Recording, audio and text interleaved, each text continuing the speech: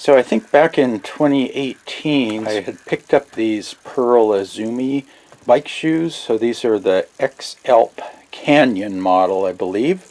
So I've been riding these shoes for about 6 years now. One of the reasons I went with this shoe was I wanted something that was a little better for off-trail hiking, and I also wanted something with a lace-up design.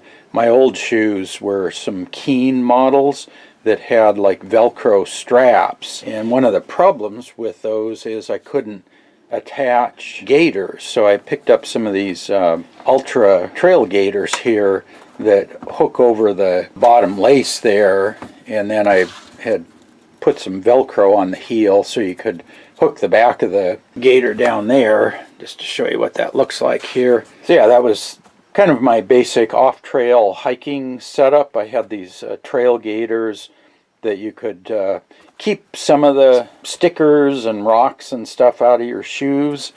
They weren't perfect, but they were better than not having these. Kept some of the stickers off, and then I also had some long cycling tights. And these had fairly decent soles.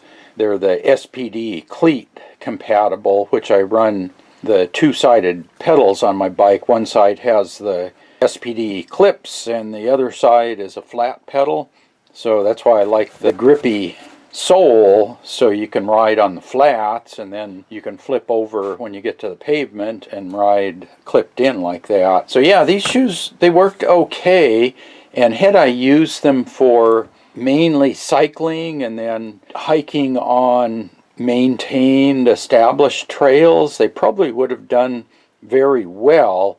But if you've seen any of the videos, I'll put a link up here to a couple of those in my explorations playlist. I do some pretty serious off-trail hiking. I've been getting into that more and more the last 6 years. And one of the problems that I ran into here, if you look at this side of the tread, as I started going on more difficult trails, steeper, rocky, loose rocks, things like that, you're using this side of your foot to kind of dig into the side hill as you're going up the hill.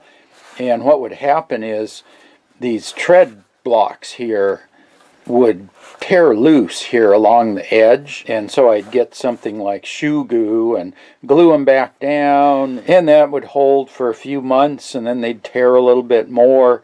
The last couple of years, you can see that tread all the way from here to here completely tore off, and the problem is it exposes this metal plate that the cleat hardware attaches to. It was really slippery on the bike because my pins in the pedal would hit this metal piece here and not grip, so the shoes were kind of slippery on the pedals.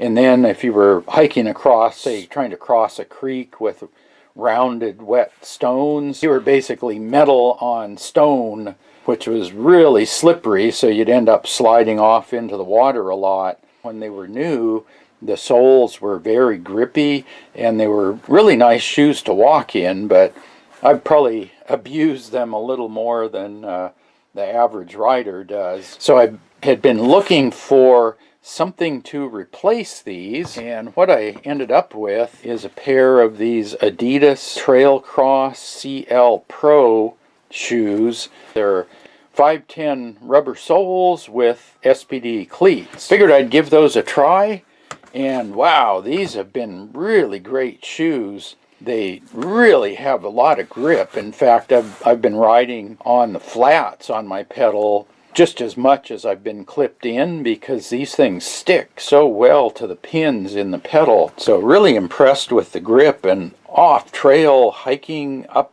incredibly steep trails that these I would have been sliding all over, these things just grip. And I've been running these since June this year, so I've got about 6 months of wear on them. They're holding up pretty well. They seem to have a much more durable sole here, but you can see like right along here is where the pins on my pedal hit.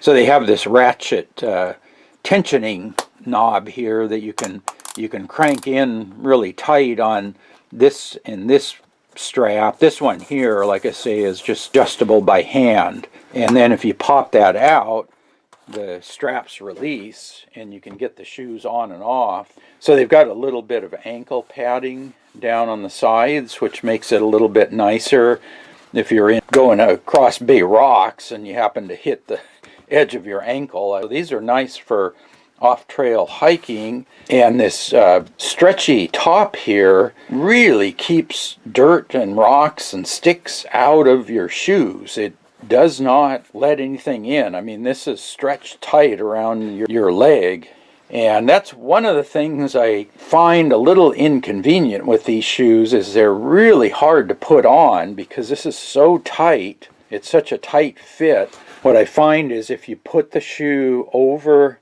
on its side and you stick your foot in this way, or your left foot would go in like that, and you want to get this loop hooked in with your index finger and grab the tab here, and then what you do is rotate the shoe around your foot. Your toes are already down in here, and when you rotate you can slide in farther like that, but you've already got your finger hooked into this loop, and then you can pull this up and get it over your heel, because these things are super hard to put on.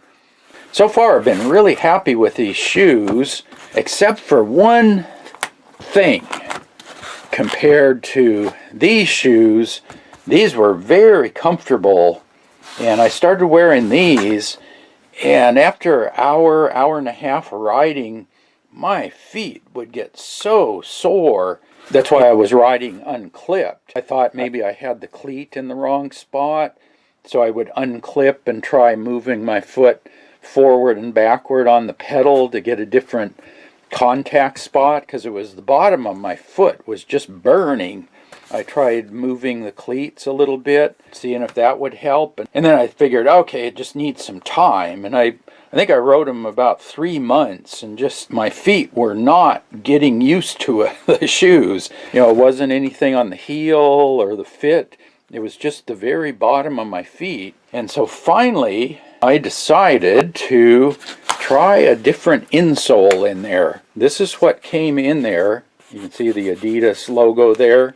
There's not a lot of arch support. It's a pretty thin, pretty hard insole, and it's probably designed for more competitive riders. I've had old cycling shoes for the, with the cleats on the bottom for your toe strap type of shoes. I mean, those shoes were just leather sole. You had the cleat on the bottom, and there was no padding. I mean, they were built for, maximum power transfer to the pedals. If I can get this out, I had a set of these insoles. I think I got these from REI, quite a number of years ago. These were the right size. They were, some that you had to cut to fit. These had like a gel heel, and they're not that much softer. They're a little bit thicker. You can see, 50% thicker, but they do have a lot more of a arch support. They've actually got a plastic arch support there. This is where my feet would hurt, is right on under the ball of the foot. It wasn't arch. I'm not sure what did it, but I put these in and instantly the pain was gone. And these are now the most comfortable shoes I've ever worn. Like, I'll get back from a bike ride. It used to be I would take these off as soon as I got in the door, just get them off my feet. And now I'll wear these shoes around until I put the bike away and put the gear away and do other things, and then I'll finally take off the shoes before I get ready to jump in the shower. But yeah, these insoles just made all the difference. Put a good pair of insoles in there and they should be good to go. So as always, thanks for watching.